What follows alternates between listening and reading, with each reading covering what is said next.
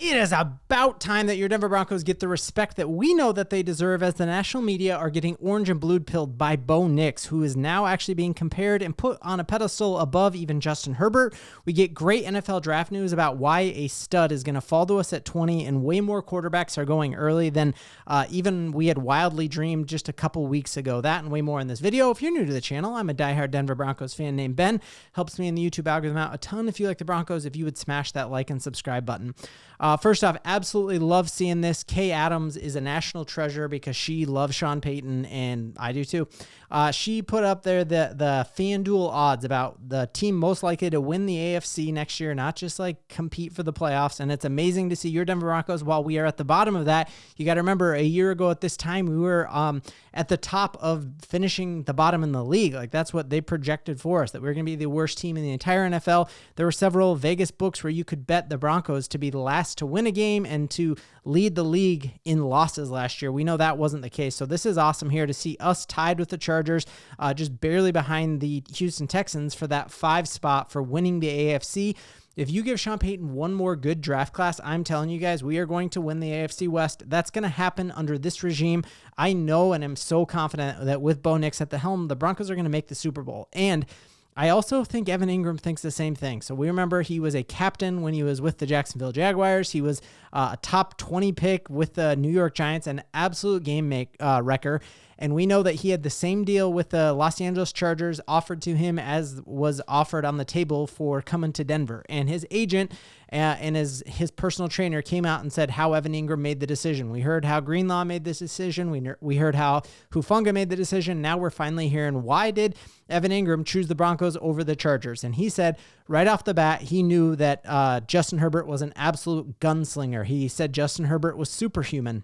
But he said the only way he was going to choose the Broncos, he preferred the Broncos because of Sean Payton and because of Davis Webb, the quarterback coach. I think Davis Webb has the potential of being an offensive coordinator. I hope we keep him here for a lot of years to come. You know, that was a huge part of the decision. But he said, I'm not going to go to Denver unless the quarterback is like good enough that I can, as he said, maximize my potential in this offense. And he sat down with Sean Payton and looked at all the film and said, oh, wow, this dude's not only good enough, like he's really good. Quote, he's really good. He makes all the throws. He's an absolute athlete.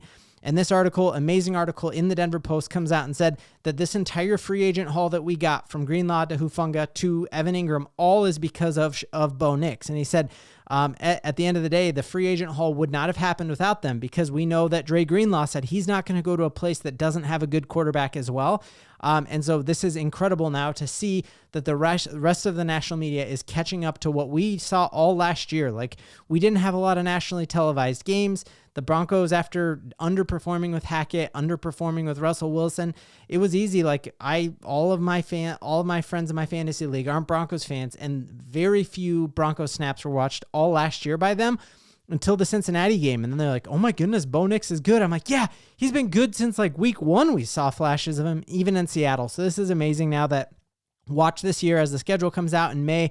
We'll do a breakdown of that, but I'm saying the Broncos are going to have at least 5 nationally televised games. Just prepare to call in sick a couple of Mondays, because we're going to have Sunday night games going late. And the rest of the NFL is starting to see what we are seeing here in Denver, is that we have the recipe to be incredibly good next year because we have the quarterback at the helm. We covered yesterday how the Miami Dolphins are going to be looking to get an offensive lineman ahead of us. That's fantastic, because we are good on the offensive line because they lost Teron Armstead.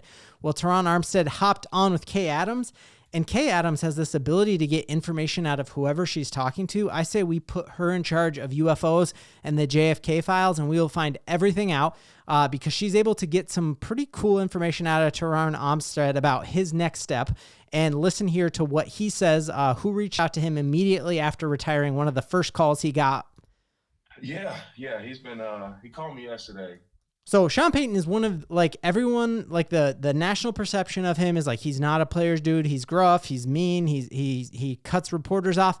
He's calling a Pro Bowl left tackle the second he retires from the NFL. How many players like have another coach in the NFL call you and then offer you this? And he wants me to work. So Sean Payton reached out already to Teron Armstead and said, like, hey, I want you to come somehow work for the Denver Broncos. So tons of speculation what that could be. We already know that Sean Payton's former offensive lineman, a former left tackle who completely got amazing results out of our offensive linemen last year. We were one of the higher graded offensive line in pass protection in the entire NFL last year. We are good because we have Zach Strief, Sean Payton's former dude. Well, might we throw Teron Armstead back on to our offensive line as really like an offensive line coach? Because Zach Strief has now been converted, gotten a little bit of an upgrade. He's in charge of the run game, which obviously is still coaching offensive linemen just in a different way. And could he be, as Patrick Chioda said here, could he be in charge of helping our next tackle rise up in the ranks? And I think that next tackle rising up in the ranks is going to be the dude that you saw courtside at the Nuggets game with Bo Nix. A lot of people saw that who don't follow the Broncos and thought this was that this was Garrett Bowles. Nope, this is one of the fastest offensive linemen, one of the highest RAS scores you've seen in the entire NFL, played in Wyoming, and he scored a 9.95. This RAS score compares you all the way back to like the 1980s against every single player in your position group, and you see this guy is like 6'9", 313 pounds, and his vertical jump, 31-inch vertical, his broad jump wild, and then his 40-yard dash, he ran a 4.9 40 and had just this incredible, they call it his lettuce just flowing here. But this dude absolutely moves and is a game wrecker, and the Broncos were able to grab him in the draft last year, and we were able to keep him over guys like last year we cut Samaje Perine, we cut Tim Patrick, and I think part of it is because we know he has all the physical gifts to be the next Garrett Bowles or the next right tackle, whatever that may be for him, but we need somebody to help him develop into that, and might that be a perfect role for Teron Armstead? So that could be really cool. Let me know in the comments. Would you be pumped to have a former Pro Bowler help coaching this team? That would be awesome. Next piece of cool news that we heard here about just the fact, like, all right, Broncos need to have another great draft this year if we want to win the AFC next year and we want to compete for championships in these next few years. We need to have another draft like we had last year. And that is going to all hinge on we need a tremendous talent to fall to us at 20 so that we don't have to trade up to 14 to go and get one of these dudes. The more quarterbacks who go before us at 20, the better it's going to be for your Broncos, because that means an amazing wide receiver, amazing running back could fall to you. And we are seeing that is going to play out. I know Shedeur Sanders is going to go before the Broncos pick at 20. I know Cam Ward is going to go at 20, but a lot of people were talking about Jackson Dart being like a 4th round pick like a couple months ago, and then it jumped to a 3rd round pick and then a 2nd round pick. This is feeling a lot like it did with Bo Nix, who last year at this time people were saying he was a 3rd round pick, and then all of a sudden we got him at 12 and people were saying we overdrafted him. I think the same thing is going to happen here with Jackson Dart, and you saw today Adam Schefter reported that he visited the Cleveland Browns, who have an early pick, the Vegas Raiders. He's also meeting with the Giants, the Saints, and the Rams, all who have picks high in that draft. And you're seeing now Chase Daniels come out and be like, hey, he's going to go way before 20.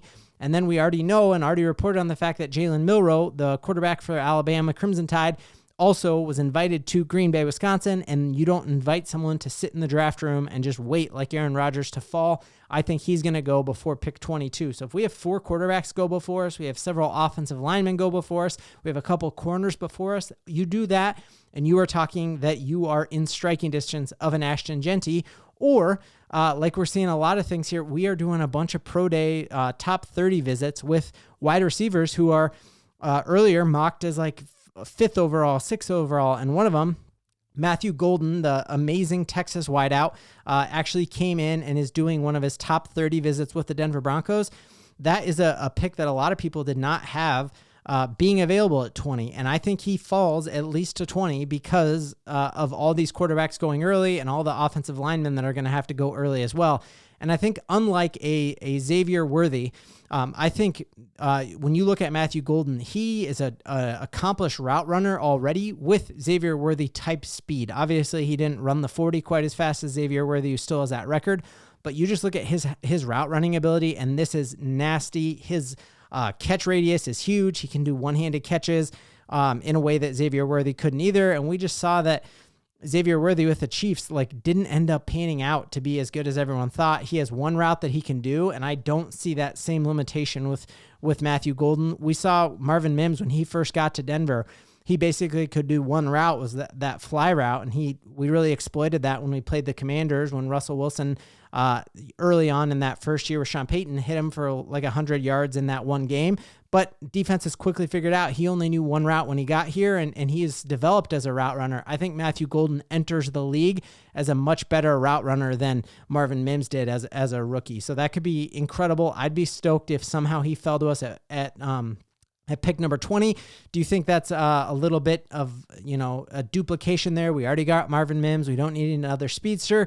If you think that's the case, then you might love the fact that Mel Kiper has Tet McMillan being available at 20. And again, you heard a lot of people say, might the Raiders get him at 6? Might the Cowboys try to get him at 10 or 12, wherever they are?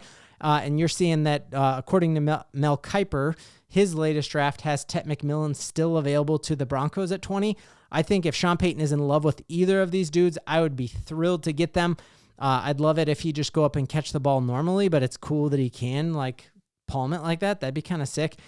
Is this a little too duplicitous to what we already have rocking with Devon Vele being a very similar build and a Cortland Sutton? People are saying he's a lot like Cortland Sutton before Cortland had his injury a couple years ago.